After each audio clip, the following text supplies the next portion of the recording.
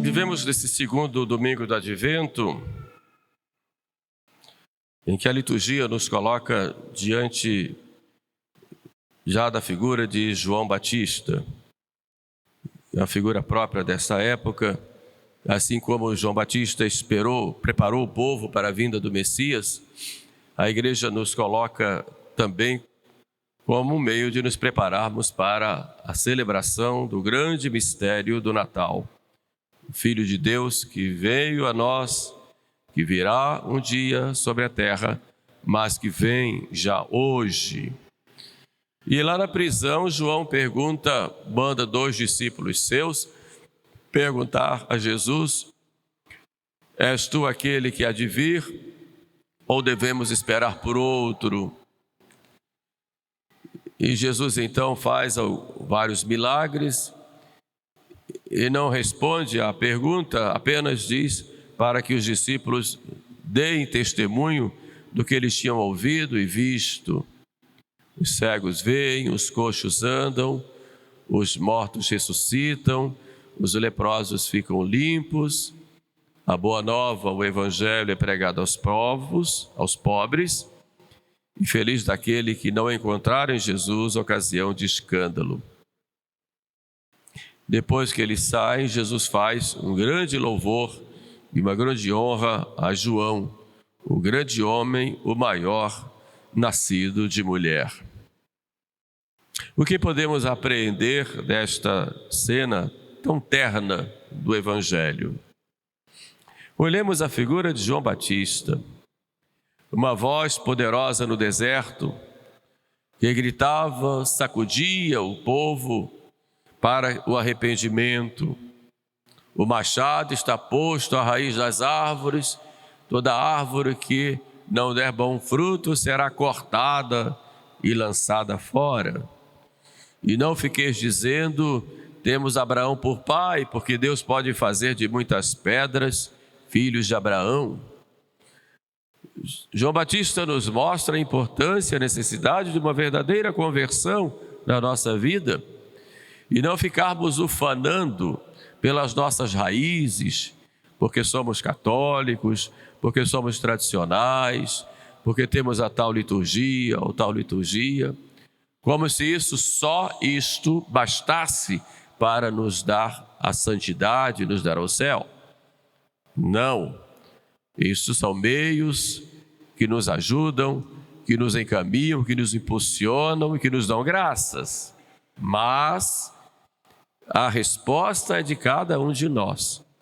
Esse João que nos chama atenção nessa época para não nos contentarmos com uma religião de aparências, uma religião de casca ou uma espiritualidade, como diziam os antigos, com cheiro de flor de laranjeira, mas com realmente uma verdadeira conversão, uma verdadeira transformação. E isso está ali no que São Paulo falou na epístola de hoje: tende entre vós os mesmos sentimentos que teve Jesus Cristo. Os mesmos sentimentos que teve Jesus Cristo. E depois ele insiste em algo muito importante e que às vezes faz muita falta em nosso meio, que é o acolhimento dos nossos irmãos. Porque nós temos a tendência de termos uma espiritualidade ou uma religião individualista, pensando em nós mesmos apenas. Eu fazendo tudo, vou viver bem, vou rezar, vou à missa, vou me confessar, vou comungar e já está tudo bem. Mas os sentimentos de Jesus Cristo, de que nos fala São Paulo, vai além disto, vai à caridade, que se expressa na acolhida. Então acolhei-vos uns aos outros.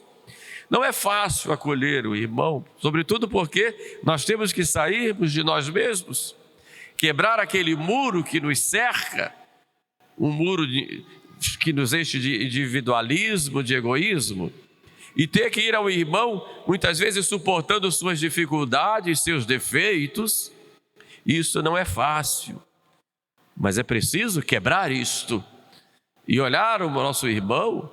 E aí o Cristo usa o termo pobre, e pobre, eu tenho dito, não é apenas o pobre no sentido material, mas pobre é todo aquele que precisa de alguma coisa, que está vulnerável por alguma situação. Então nós temos que nos habituar a sabermos acolher os nossos irmãos, acolher os outros. É assim como Jesus acolheu. Senão transforma minha religião em uma série de atos egocêntricos. Nós vamos nos salvar, e a salvação é individual, mas ela requer que haja essa comunhão entre nós. Cristo, quando veio ao mundo, ele veio em um povo. E Deus chama Abraão lá em Ur da Caldeia e diz: vai, eu te farei de ti um grande povo. E escolhe esse povo, prepara esse povo, mas um povo organizado, com culto próprio, com doutrina que ele mostra, com pastores, com profetas, com sacerdotes, mas um povo.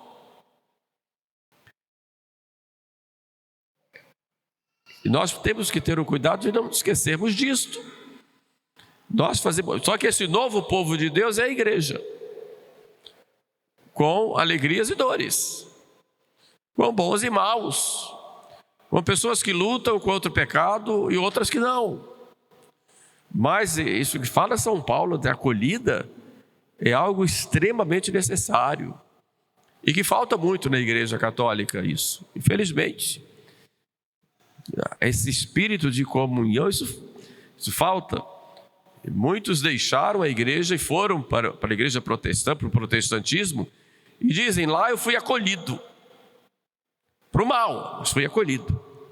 E nós temos essa dificuldade, mas é uma coisa que São Paulo já falava na Epístola aos Romanos. Então João manda aqueles dois irem a Jesus. João, que estava ali na solidão, da solidão da sua prisão, naquela situação de angústia e também já do seu deserto, mas ele manda ir a Jesus.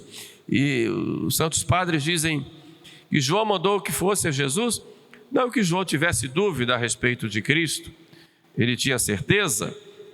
Ele envia para que os discípulos, vendo os milagres, diz Santo Agostinho, reconheçam que Jesus é o Messias. E São Gregório acrescenta: João, mesmo em cadeias, não é impedido de anunciar a Cristo.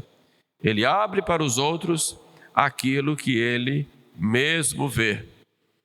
E Santo Tomás conclui: João pergunta para que Cristo seja manifestado, não para aprender algo novo. Todos nós passamos nossos momentos de deserto, de tribulação. Isso faz parte da vida humana. Não podemos querer um Cristo sem cruz. O sofrimento é fruto dos nossos pecados, fruto dos pecados dos outros, fruto das nossas limitações, mas todos nós passamos por épocas difíceis, de dor, de angústia, em que tudo aparentemente parece perdido. Mas é aí que Deus fala. Deus fala na dor, Deus fala no sofrimento. E muitas vezes nós não aprendemos ou não acolhemos um Deus que nos fala em diversos momentos da nossa vida, em que o Espírito Santo vai nos inspirando através de diversos acontecimentos, que nós devemos aprender as coisas e melhorar e nos converter. Então Deus, para a nossa conversão, nos sacode e nos permite dores e sofrimentos, para que aí no silêncio nós possamos ouvir a voz de Deus. Santa Teresa diz: a fé cresce quando tudo parece faltar, menos Deus. Então, o espírito do advento é esta fé que espera, que confia e que atravessa essas diversas prisões e dores pelas quais nós muitas vezes temos que passar. Santo Ambrósio, falando aos catecúmenos antes do batismo, ele dizia: Cristo não entra onde há tumulto, mas entra onde há o silêncio. Como precisamos do silêncio? Deus fala no silêncio. Nós que vivemos numa cidade grande, numa metrópole, como temos dificuldade com isto? Mas é preciso aprendermos a fazer silêncio. Não só exterior, mas o silêncio dentro de nós mesmos. Às vezes fazemos tanto silêncio exterior, mas dentro os grilinhos estão gritando, né? Então é preciso ter esse silêncio. No muito falar não faltará pecado. Carroça que faz muito barulho é carroça vazia. Então, se fazemos muito barulho, não temos nada dentro. Um outro ponto importante nessa passagem do Evangelho foi o encontro daqueles discípulos com Jesus.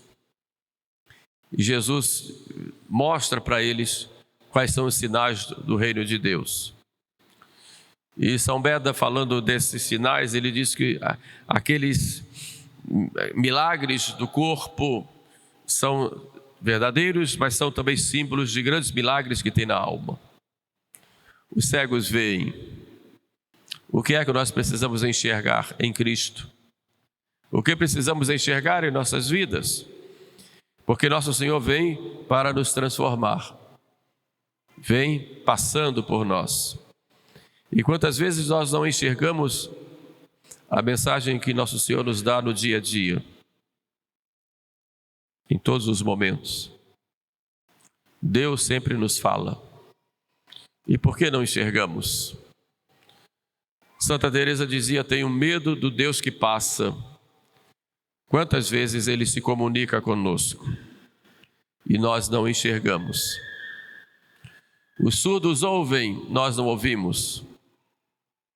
Estamos terminando o ano, quantas homilias, quantas coisas lemos, quantas coisas ouvimos durante o ano. E todo mundo acha muito bonito, gostei da homilia, gostei do que o senhor falou, o senhor pegou pesado, bateu no meu rosto, me sacudiu. Muito bem. Só que depois parou por aí. Não houve mais nada? Não mudou? Não transformou? Você tem lutado contra o pecado? Você tem praticado as virtudes? Nós temos falado tanto sobre virtudes nesses últimos tempos nas nossas catequeses. E aí? Vamos parar com essa religião só de casca. Somos cristãos, católicos. Precisamos ser santos. É claro que nossa luta é grande, mas nós não podemos nos conformar com nossos defeitos. Precisamos ser santos. Precisamos nos melhorar, né? Precisamos ouvir mais. Não ouvir apenas com os ouvidos do corpo, mas com os ouvidos do coração. Os cegos veem, os surdos ouvem, os mortos ressuscitam. É o perdão que Cristo nos dá. A boa nova é pregada aos pobres. Todos têm oportunidade de ouvir. Os coxos andam, saem da tibieza. A tibieza é um grande mal na vida espiritual. Na tibieza a pessoa não é fria nem quente. Viver a religião de modo tíbio significa, eu não vou cometer pecado mortal, mas aqueles pecadinhos do dia a dia são os pecadinhos de estimação. Aquela mania, aquela coisa de irritabilidade, né? Aquela coisa de ficar falando mal dos outros. Não é pecado mortal, então eu vou cometer à vontade. Então a pessoa fica assim na ribanceira, né? Pronto para cair. Ou então fica em cima do muro, né? Não vai para um lado nem para o outro, né? Só que o muro pertence ao diabo. Então já está com ele. Isso é o tíbio. E o tíbio Deus vomita. Porque não és frio nem quente, eu te vomitarei da minha boca.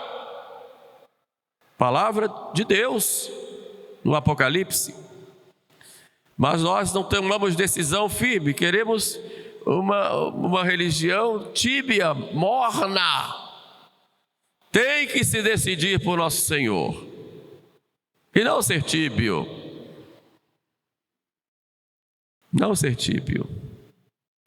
É um desafio, porque na sociedade liberal em que nós vivemos, a tibieza é o mais comum. Por isso não há conversão, porque não é frio nem quente.